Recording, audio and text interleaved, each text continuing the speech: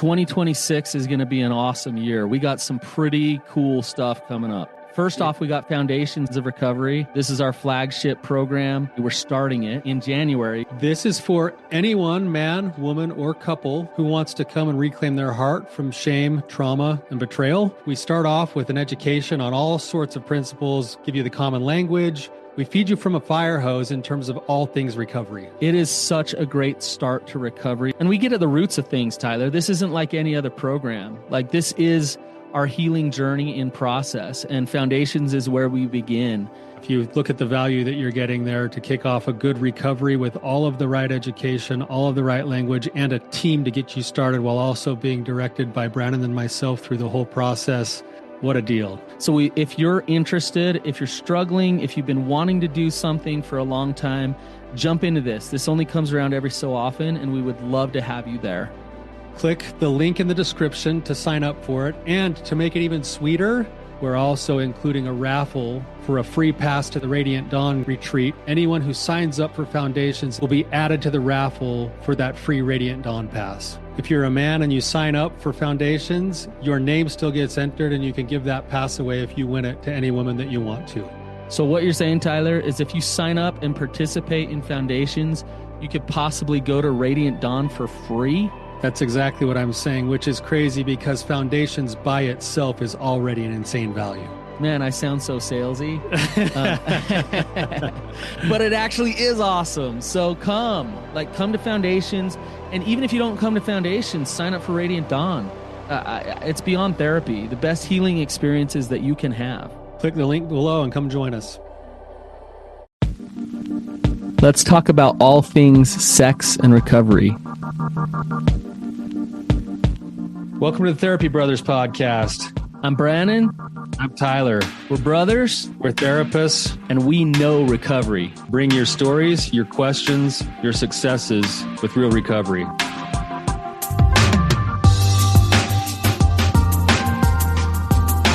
Hey, Tyler, you ready to have some hard conversations? Let's do it. Let the Therapy Brothers podcast begin. All right, you guys, welcome to the show. Brandon is here without Tyler today. He is off celebrating his wife's graduation. So congratulations to her. She worked her butt off and she finished. So that's awesome. And I'm glad Tyler could support her and be there for her. It's kind of the beauty of our show is that we can tag team. And we come together, we have different opinions, we discuss, but we can also show up alone and bring plenty to the table, I think. And luckily for me today, I have an awesome guest that will spur discussion and create questions that are awesome for recovery too. So, Kari, welcome to the show. Hi. If you could just give a little bit of background, a little bit of context, and then ask any questions you have. Well, my name's Kari. As you said, my husband and I have been married for almost 18 years. We've known each other since I was 16 though, so most of our lives. Right after we got married, probably a year and a half, I discovered his addictions that he's had since he was a young kid, like most stories, right? Mm-hmm. And without having any education or awareness, really, I feel like we've done everything you should not do in the process of trying to recover. Okay. We kind of just have avoided it at points, head in the sand, and then tried to hit it real hard with couples therapy and individual therapy. My husband just was never really ready. And that's, I feel like, been part of most people's problems. The wives are really pushing for this, and it's hard to force someone to go face their traumas. Yeah. But we spent 2022, we did a little 6-month non-therapeutic, not well done separation. Okay. And then, but some healing was done and some things were learned. And then in October of last year, so 23, I rediscovered that he'd pretty much been acting out after that whole 6 months, and I had no idea. And then in January, I asked for another 90-day separation. And so we're kind of on the cusp of ending that. Okay. And that one was done a little bit better, but I feel like there's so many um, questions when it comes to like integrating couples work.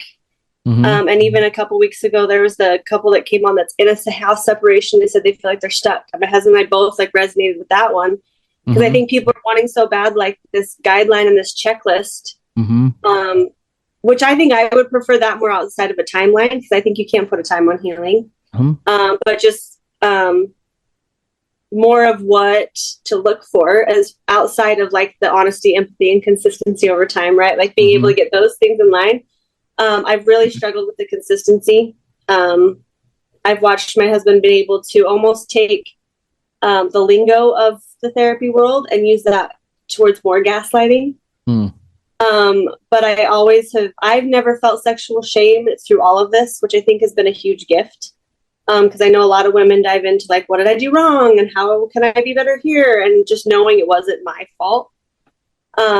So our situation, I feel like, is kind of different because I feel like I have no sexual shame and he's got a lot.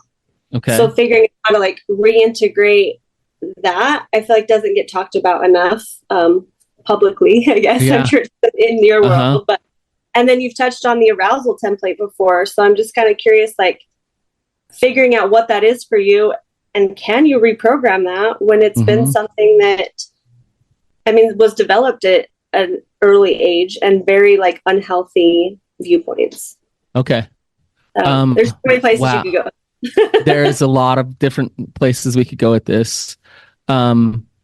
So I want to ask you this. When you say he has a lot of sexual shame and you do not, like if you could expound on that just a little bit of what does that mean in terms of the struggles that you guys have had? And where do you need help there? I think I don't look to sex to like validate who I am, or my worth, or just having shame around my own sexuality, which I think is very rare, especially growing up in like the Utah culture that I have grown up in and in the religion. There wasn't a lot of education really. So I never felt a lot of the things that some of these women feel, where they felt like the duty to their husbands and that they weren't there for pleasure. Like the good girl syndrome. None of that, which I actually like, sadly feel like that was something that was a bonus for my husband. Cause I am very confident in it. But it also, I think, has added to the shame of not being able to like, I mean, I've been told I'm intimidating before. So like to stand in my presence, people are just like, I wouldn't want to argue with you. I'm like, I don't argue. I want the dialectic, and people don't do that. Right. And so I think because I haven't had sexual shame, especially in our culture, jumping into someone who was shamed very early on. I mean, we're talking like 8 and 9 years old, and then it continued through his teen years. It's just kind of been developed that it's hidden and used for validation. And that's a struggle for me because I would love for that to not be there and for us to be on the same page. Right. But I don't want to downplay my sexuality and my confidence because of his shame. Does that make sense? Absolutely. And please don't revert to being unhealthy so that you guys can be unhealthy together. And that question of, is it that you're too intense because you're just out there and confident and free and who you are? And then he's like, oh my gosh, this is too much. This is scary. She's too much.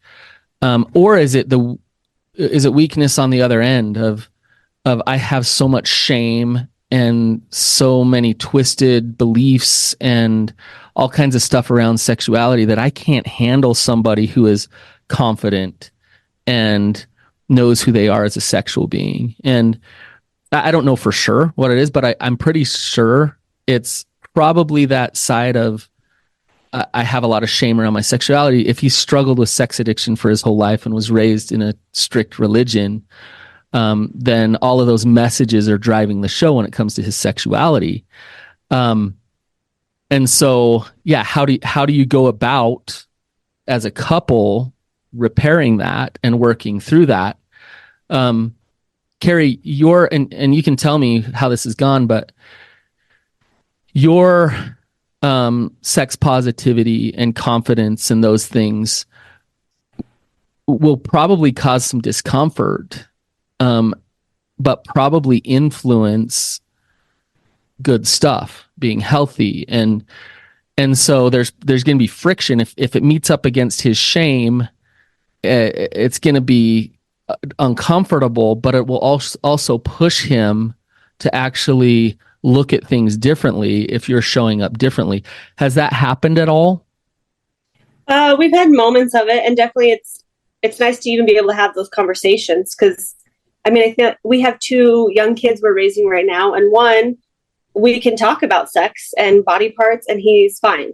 Mm-hmm. And then our daughter is like, you say the word sex and she's running to the other room. Mm-hmm. So I think it's been good because we can have the open conversation about it. But when it comes down to like actually being intimate and going, there still seems to just be that energy of, are you actually present in this or not? Even though we've been able to have conversation of what it could look like and things like that. You can feel him disconnect, is what you're saying. 100%, yeah. Yeah, and there's a lot of fear there, and like, how do I show up here? Yeah, you feel that, yeah. Mm-hmm. Yeah. So as much as you talk about it, and he can have those conversations, when rubber meets the road in the moment, it's like, oh, this is so complicated, and there's just a lot of shame and fear there. Yeah. Yeah. Okay. So what do you do, Kari? Where do you go with that? Right now, I don't know. I think, I mean, outside of all the other things that go into the addiction, right? There's so many pieces, because it's mm-hmm. not just, it's all forms of intimacy that struggle. Yeah. It's Kari, that one of my kind of things, and if you've listened to me over the years, you can hear an undertone of this, is a lot of recovery work, and I put that in quotation marks, is about going to a meeting or going to a therapist or going to a group that reinforces force and control around sexuality and sexual shame and sexual self-rejection. Like the therapy programs actually say that recovery is you really rejecting that part of who you are. That's recovery. And it drives me nuts because I believe one of the linchpins, one of the major parts of actual recovery is for somebody to recover who they are, and who they are, a big, beautiful, amazing part of who they are is their sexuality. Right. And then, but then people get uncomfortable sometimes when I say embrace your sexuality. And when we talk about arousal template and things like that, know who you are, accept who you are. That makes people uncomfortable because they've been burned by just sexual acting out all over the place, right? Mm-hmm. But there's this space where you can accept who you are, know who you are, have confidence, and have boundaries with yourself still. Have healthy boundaries when it comes to sexuality, but not have the shame drive the force, which drives the behavior to stay safe sexually. You don't need the shame. Right. And so recovery is not sexual self-rejection. And I don't know if your husband has gotten caught in those traps, where, force, control, making sure, he only acts a certain way or only says certain things, is like recovery. What do you think? Yeah, for sure. And I think part of it too is, as much as I have like a love-hate relationship with a lot of really good podcasts, especially like yours, because you give so much good information, mm-hmm. that it can almost be like, oh, I can talk this thing, but then actually showing up. I mean, recovery, any therapy work isn't done in the session. It's done between Monday and Monday, that week in between. Yes. So when people can show up and like talk the talk with that, but yeah, 100% in like the force and control, as well as I think almost to the point now where I'm like, is recovery work going to be the new place you find connection versus like, is that the new coping skill versus the acting out and the behavior is now the recovery work and the forcing you into this box. road. Yeah. Yes. Is that going to be now the new coping skill versus like, what works for me? What do I want this to look like for me? Like, it's not, and I don't think, and I get like early on in recovery, you can't just ask like, well, what do you want? What is your heart telling you? Because they don't know. Like, you've got to take some time to like reprogram neural pathways and like get a healthy mindset moving forward. But then I don't feel like, at least we haven't seen yet, a space where it's just like, okay, now how does this look for you integrated in your life? Right. And a lot of, I think, spouses, especially like I'm impatient with it. And I know that, like, I'm a live in the moment, like, let's, like, we don't know if we have tomorrow, like that sort of thing. So to put that and then add the recovery and me wanting to be like, yeah, let's move forward. Like, I can forgive you. I know I'm going to be triggered through this process still. But wanting to move forward and having that impatience, it almost, I don't know how it's going to work, how it works for people to be able to take this box of recovery and put it into the three, like you say, it's your recovery, his recovery, and your relationship. Because I don't know, there's just not enough, I feel like, support and good help in all three of those areas.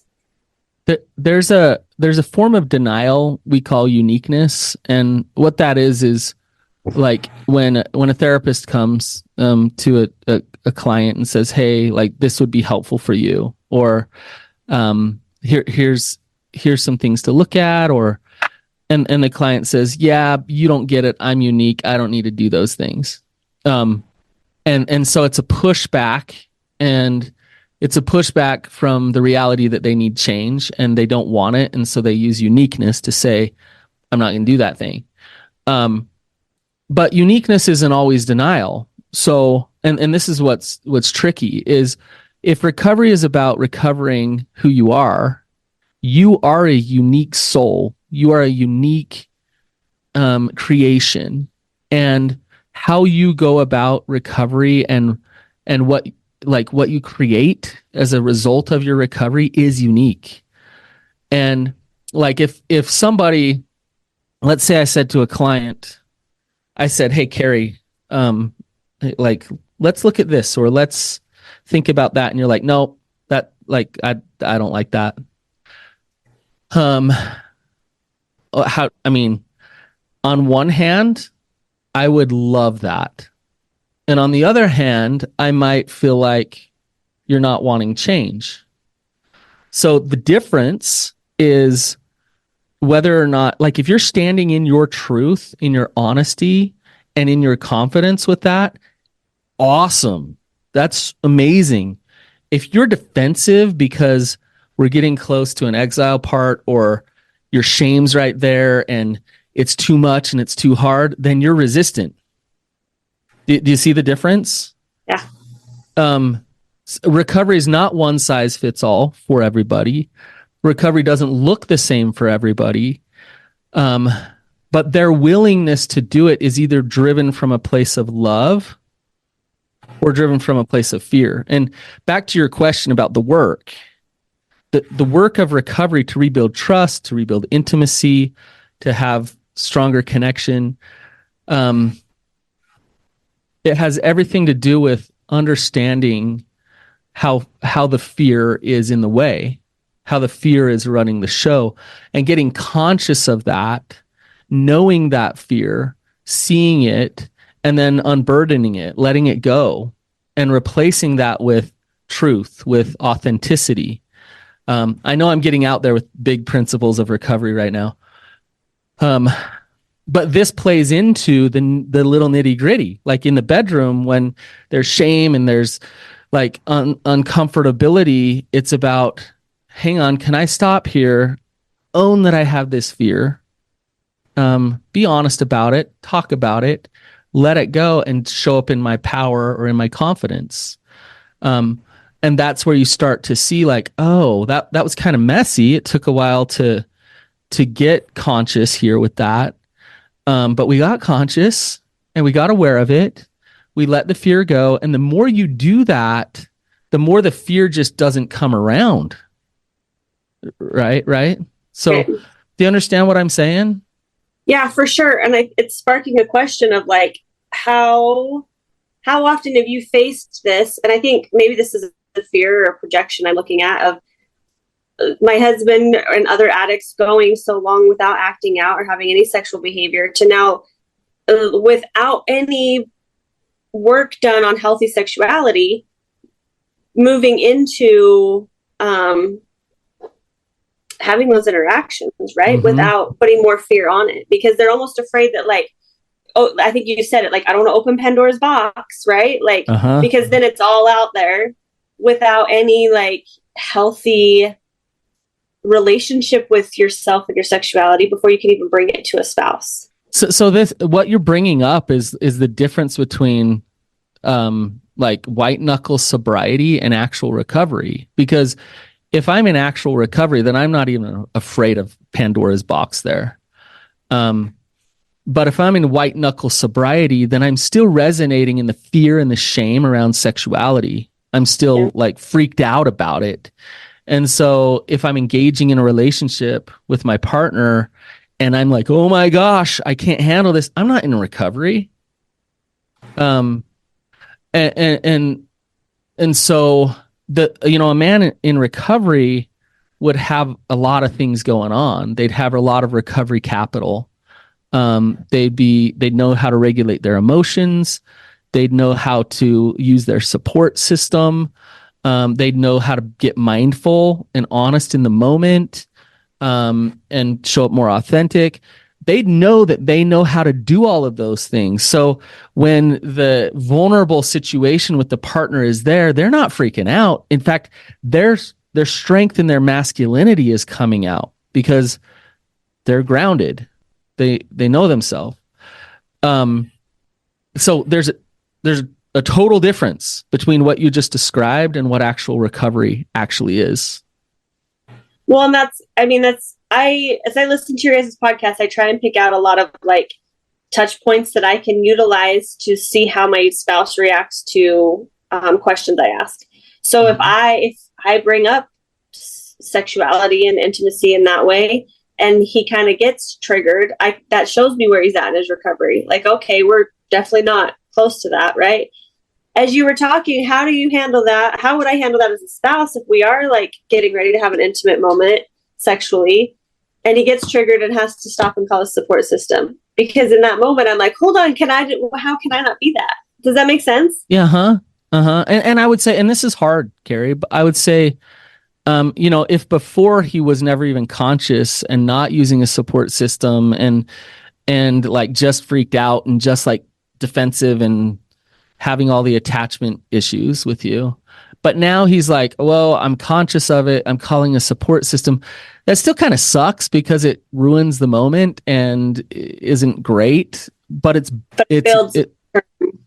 movement like in the right so for you to have some grace for him of like, okay, like he's trying to flush out the fear here, get conscious of it so he can show up with me. That's awesome. Hopefully we can get to the point where the fear's just not, the triggers aren't there so much. It's not so much about him not getting triggered, by the way. It's about him handling the triggers in a way where he doesn't start to do things that cause issues with you. And so if you see in his eyes like, whoa, he just got triggered, and then you freak out and you're like, well, here we go again. Like, then it just like turns into this nuclear thing that, right? But if you see in his eyes that he's triggered and he's like, hey, hon, like, hang on, I just got to deal with this. And he goes and he deals with it, and you're sitting there patiently, and you're like, seriously? Like, oh, like, when are we going to get over this? When are we going to get over this? But like, he's like dealing with it, and he comes back present and engaged and there with you. That's progress. Right. and and that's awesome, actually. And hopefully it doesn't stay like that forever, that it goes a bit more smoothly. And right, but do you see what I'm saying? Yeah, for sure. I mean, you got to understand, he's coming from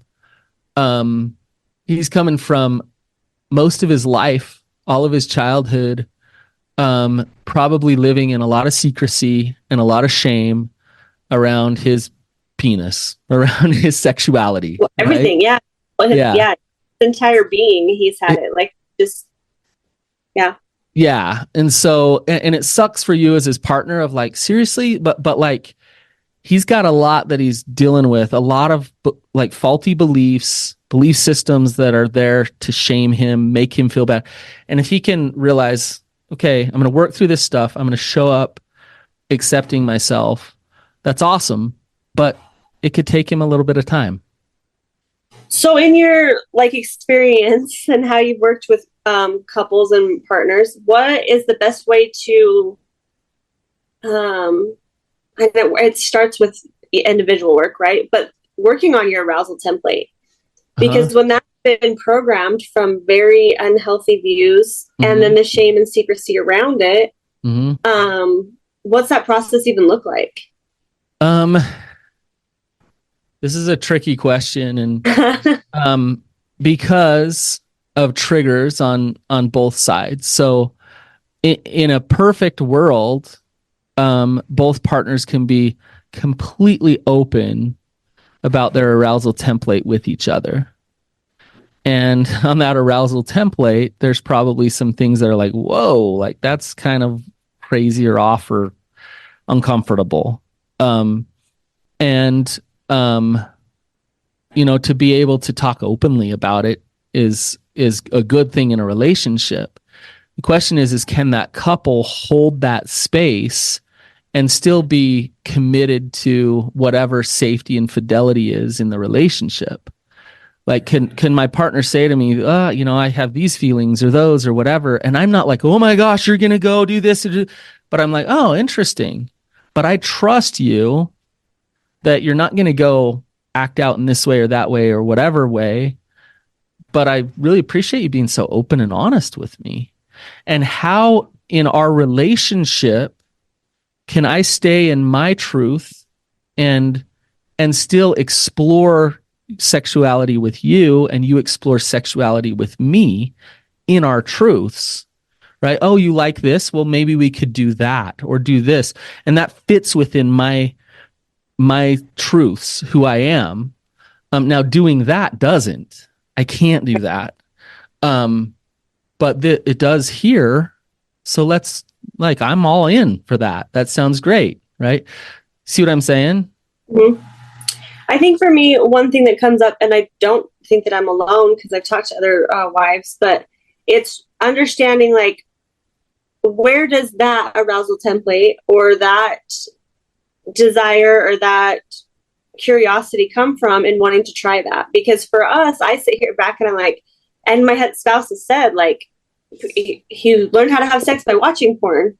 And I'm like, well, you really know, like, you learned how to do that, but how do you sit back as in my position and say, okay, how can I trust this is coming from a healthy space?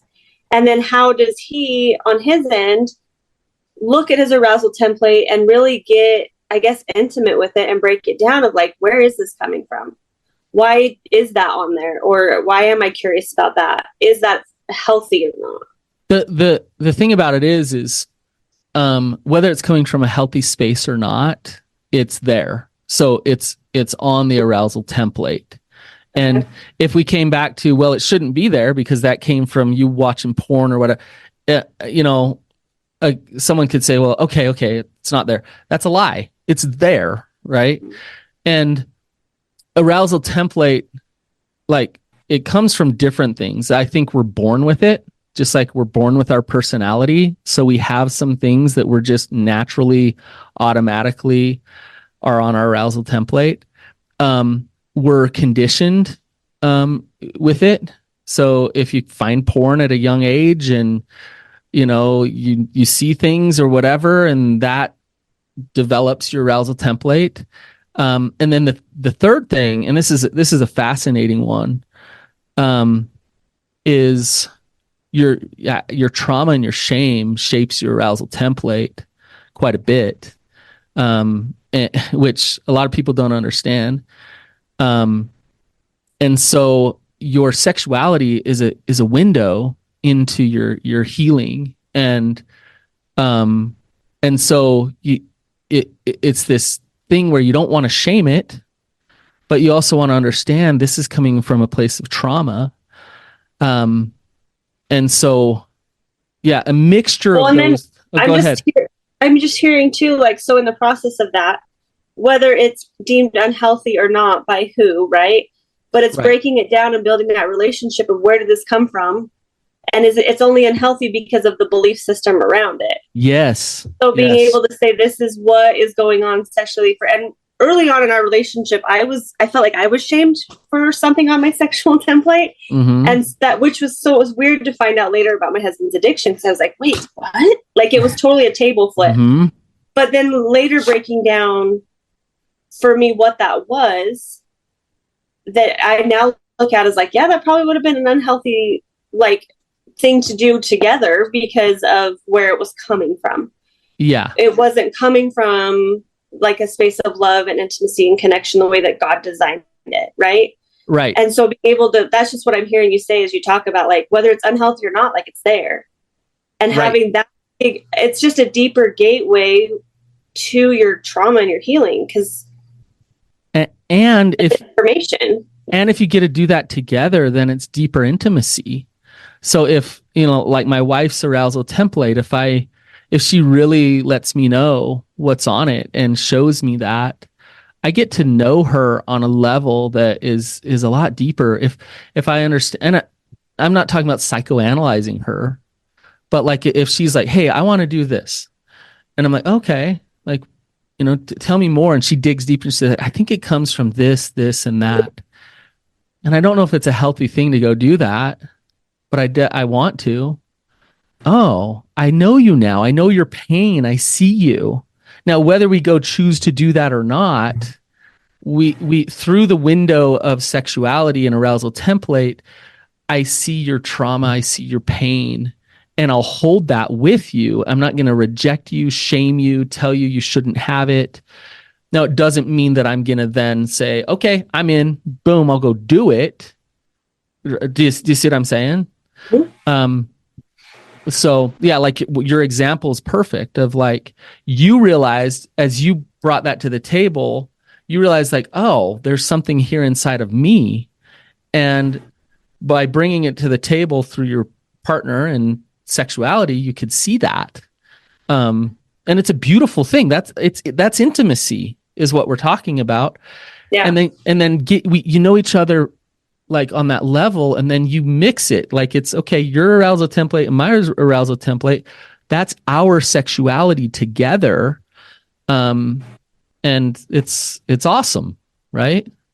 So how, like, I look at this in a normal relationship without the sexual shame and without an addiction that's been going on for 18 years in our marriage. Just facing that without the addiction, the acting out, the shame, and the conditioning that my husband has got to be hard for couples. Yeah. Yes. So what, like, hurdles have you seen that are like beneficial that you could speak to, I guess, on overcoming that? Well, I think what I'm kind of hearing you say is like, it's hard for a normal couple. And I put normal in because I've never met a normal couple. But it's hard for a normal couple, but then you throw in years of deceit and betrayal and shame around sexuality, then how do you do that? That it's actually a great question because, and it always comes back to this, and you might like roll your eyes at this, Kari, but the reality is it's about trust. Is how do you do that? Well, what needs to be rebuilt, the foundation of that relationship is trust. And what's underneath trust is each partner showing up in actual real recovery. And if you start working on yourself, getting healthy, being a trustworthy human being, then you can naturally create healthy relationship and healthy attachment. So some of this intimacy stuff just automatically starts to take place because you can be vulnerable and honest, and it's not that scary to be honest. So a lot of times people get it backwards. Is what happens is the relationship starts to break down, and there's all these consequences in the relationship, and they're like, well, we need to fix our sexuality together, and we need to fix this and that, because that's where it's all breaking down. That's the symptom. It's just the symptom. And so if you go address the actual issue, then the symptoms will go away. Right? Mm-hmm. Which is something I loved, as you guys have talked to too, in disclosure, like learning too much detail. I talked to my husband a couple of weeks ago, and I said, there's something that at the moment I learned in disclosure that I wish I could unhear. But as the healing has gone on and I've done my own and I've stopped taking things personal and doing all that other stuff and being able to look at it, it gave me a compassionate insight as to why that was there. As to why he acted, as to why that was a behavior that was had. Yeah. Because once I understood the underlying cause for it, it almost like made it more human, because it made it less personal. It wasn't about me. Yeah. And I'm able to take a step out of it and be like, when he's asking for this is nothing this is this story.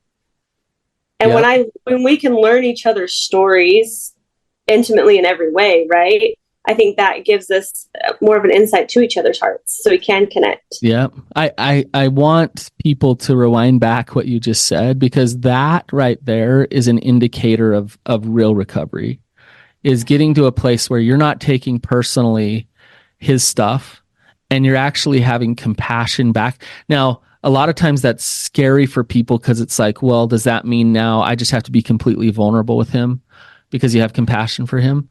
No.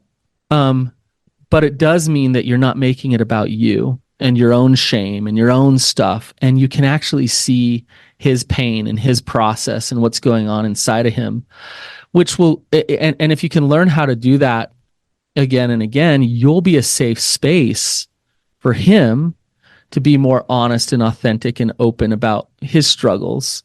And then you can start to create that intimacy. So when it gives you that, you learn to become a safe space for yourself. Yes. Because you're learning to say, this thing happened, and he's learning his piece, but he also, like, have you ever read Radical Forgiveness?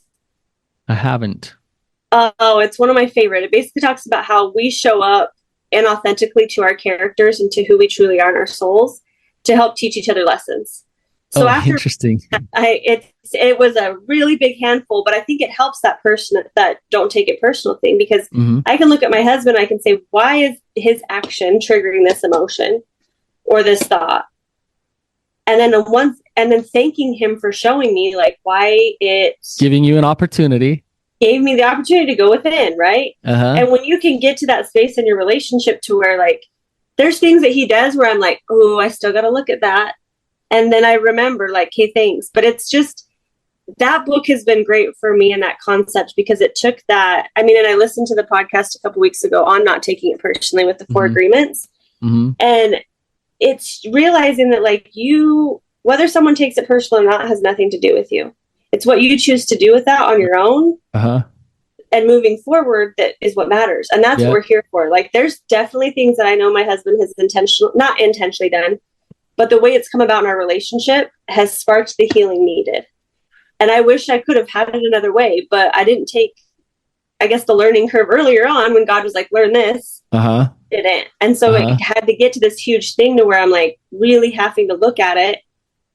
And I can have compassion actually for my husband by saying, in essence, thank you for hurting me, because it forced me to look within. And that is a space that, like, it's really hard to get to. And I don't stay in it all the time, but it helps me process through my triggers quicker, knowing that, like, his actions are actually there to help me if I allow them to be that gateway.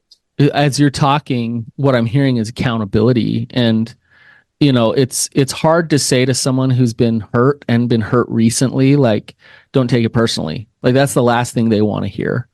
And it's hard to say to someone, not only don't take it personally, but look at yourself and learn something about yourself and the way you're reacting to this. This isn't about you. That they like when they're in that pain, they don't want to hear that. But when they can get beyond that to that place that you're talking about, Kari, that's where accountability is. And that's where agency and freedom is, to be able to say, wow, I'm not trapped by like what that other person does. I get to choose how I learn, how I grow, whether I feel happiness and joy and all those things. I get to choose that. And it's not all dependent upon them because I'm not over attached to them. And that's an empowered place to be. And it's kind of scary actually, because I feel like that's where I'm at. And I'm kind of in a place where like, so when I rediscovered things in October, there wasn't actually a lot of emotion. And I actually had like a question, like, am I just full of apathy? Am I just so like, or am I to a point where I'm healed enough that I can step to the side and say, this isn't about me. Mm-hmm. But I'm almost like, where's that fine line of like, it's not about me, but I still want to show up and be emotionally invested in this relationship. But I almost can't anymore because the exhaustion of being continually triggered is outweighing like, and does that, you get what I'm asking? I think so. I think you're kind of asking what's the difference between apathy and acceptance and neutrality, actually. So like apathy is really a deadness in resonating energetically. It's like, I could care less. Like, I don't care. Acceptance is like, look, I don't get triggered off into like all this stuff. I can see what's going on. And because I accept it, I'm not triggered. I accept what's in my control, what's not in my control. I accept who I am. I know who I am, regardless of what you do to me. So I can actually resonate in some peace here, as the chaos goes on around me. And I can resonate in some peace as I have boundaries with you about how close I'm going to be or not, because I accept that this isn't about me. I accept that I'm going to be okay regardless of where this relationship goes.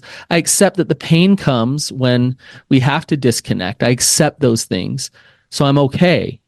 That's not apathy. Apathy is just, there's nothing. There's just nothingness. Am I answering your question? Yeah. And I'm over here looking at time too. And I'm like, I don't want to pull a Brandon and drop a truth like a bomb at the end, but I feel like and we may not even have time for it, but I feel like on a soul level or on like a deeper heart level, like I feel like I have a lot of accountability with myself and my relationship.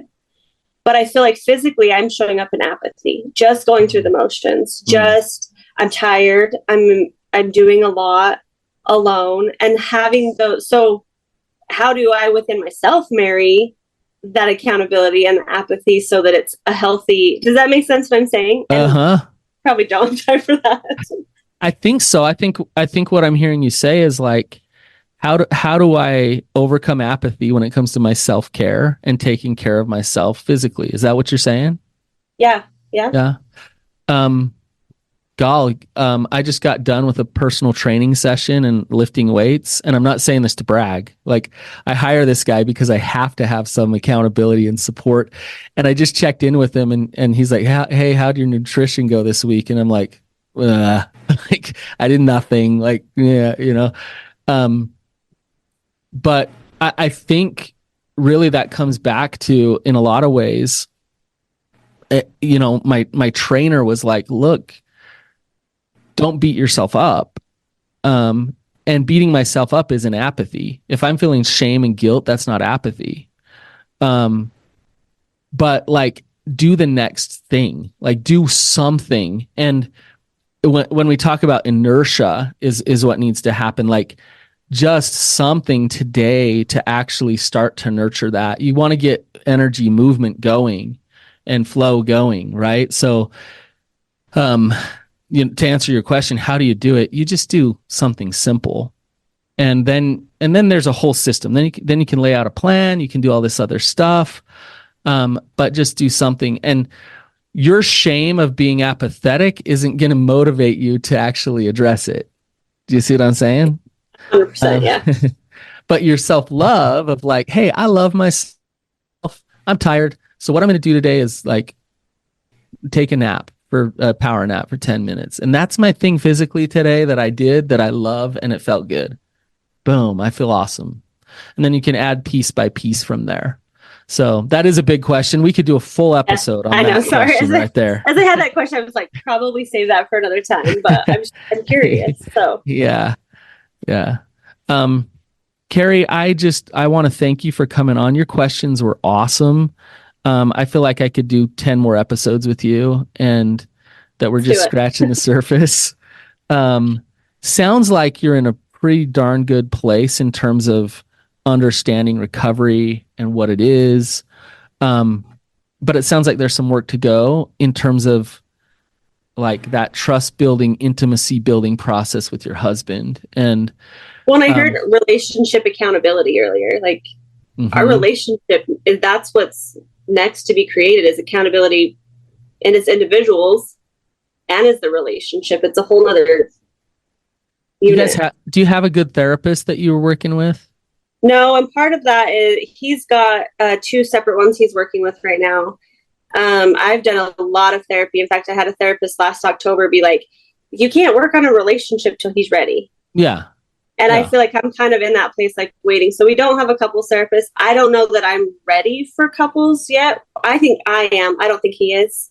Okay. And he even said that last night. But it's really hard to find one that I feel like this is going to sound terrible or like cocky, but like when we did our disclosure, I felt like I could control the situation with myself and my therapist and my husband. And I'm like, I don't want to know where the session's going before, or have it not be.